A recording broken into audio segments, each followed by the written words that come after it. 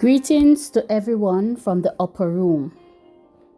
Ecclesiastes 5 verse 8 says, "If you see the oppression of the poor and the denial of justice and righteousness in the province, do not be astonished at the matter, for one official is watched by a superior, and others higher still are over them." Welcome to Life is a Test. These are life lessons from King Solomon, part 31.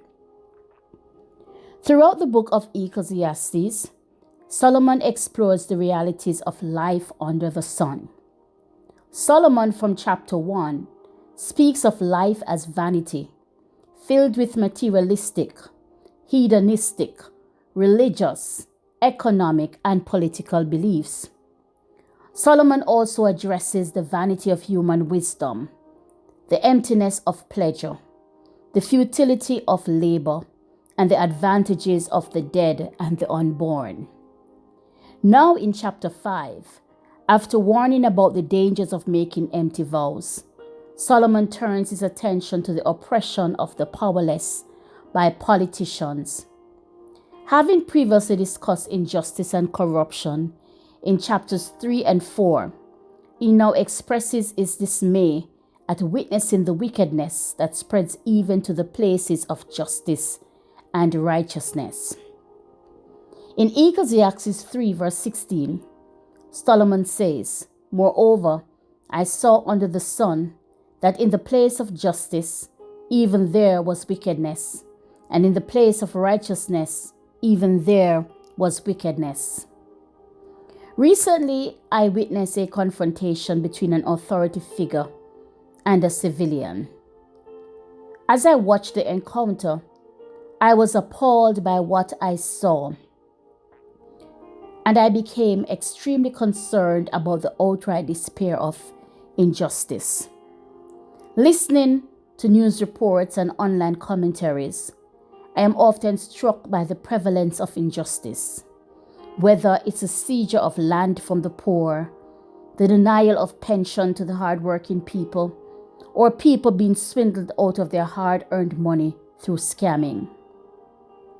It's puzzling why these troubling issues are widespread news, yet those in power seem indifferent to addressing them. With so much injustice occurring without consequence, why are we surprised that nothing is being done?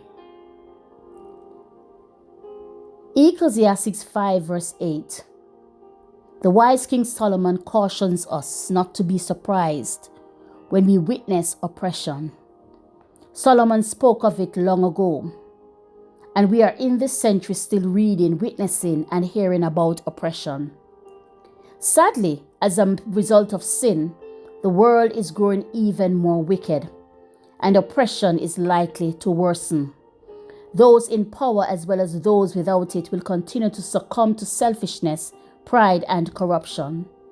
Solomon's message is clear. When we encounter oppression, we should not be shocked, for it is an enduring consequence of the human condition. Authority is ever present in our lives, whether it's an employer, parent, pastor, or government. But we must remember that all authority ultimately originates from God.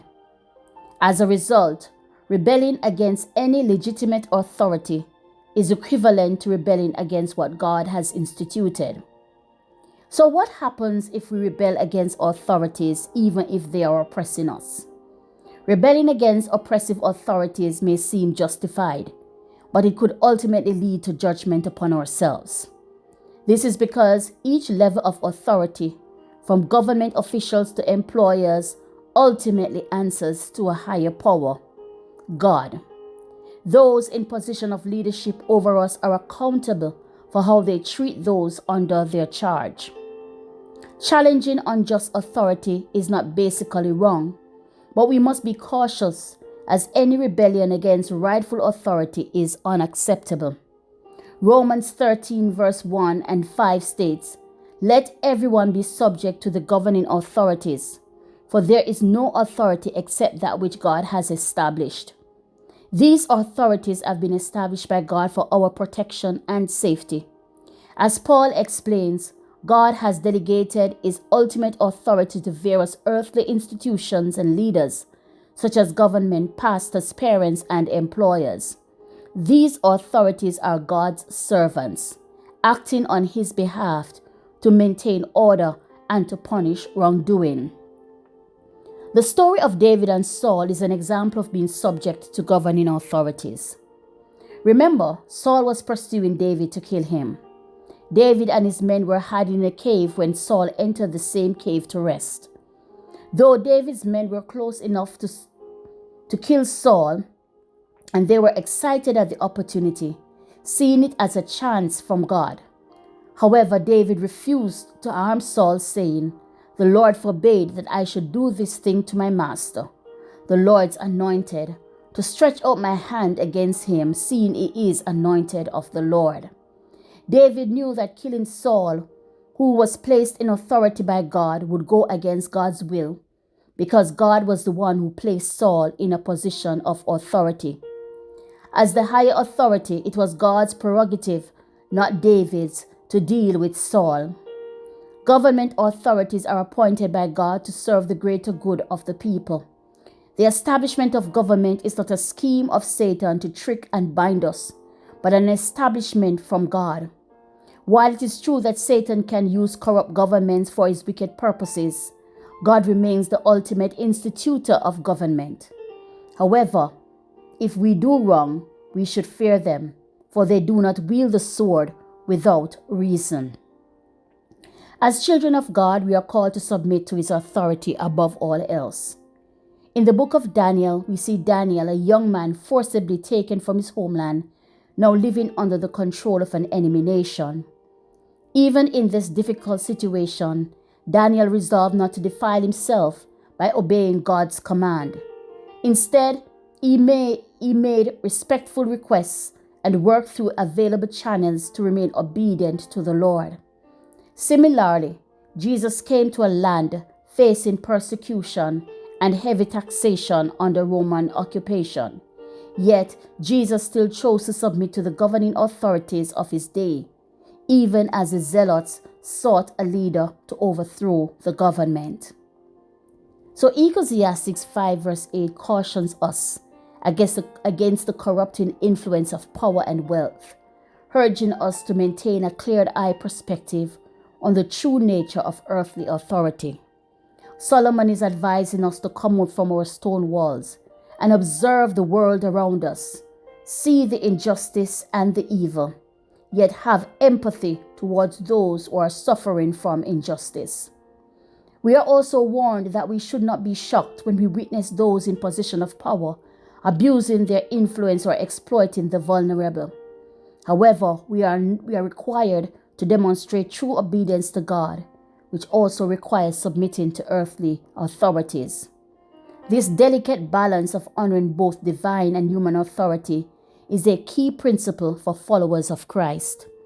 When officials abuse their authority and unjustly enrich themselves at the expense of the common people, the faithful can take comfort in the knowledge that the Lord reigns supreme and will ultimately ensure justice and provision for all. We must realize that true justice will not be experienced until the King comes back to earth.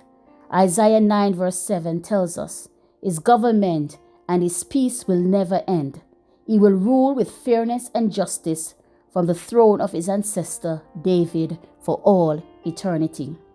Thank you for joining us for this devotion. You're welcome to attend our weekly prayer meetings with the Upper Room family every Wednesday morning. Additionally, we invite women to join the Wailing Women group on Wednesday evenings at 7 p.m. Eastern. This is an opportunity to connect with other women, receive prayer, and find encouragement. For more information, please reach out to us on WhatsApp at 441-519-8087. Until next time, let us maintain a vigilant, discerning eye to not only become desensitized to wrongdoing simply because it is being committed by those in position of authority, but let us focus our attention on upholding true justice and righteousness in the world around us. God bless you.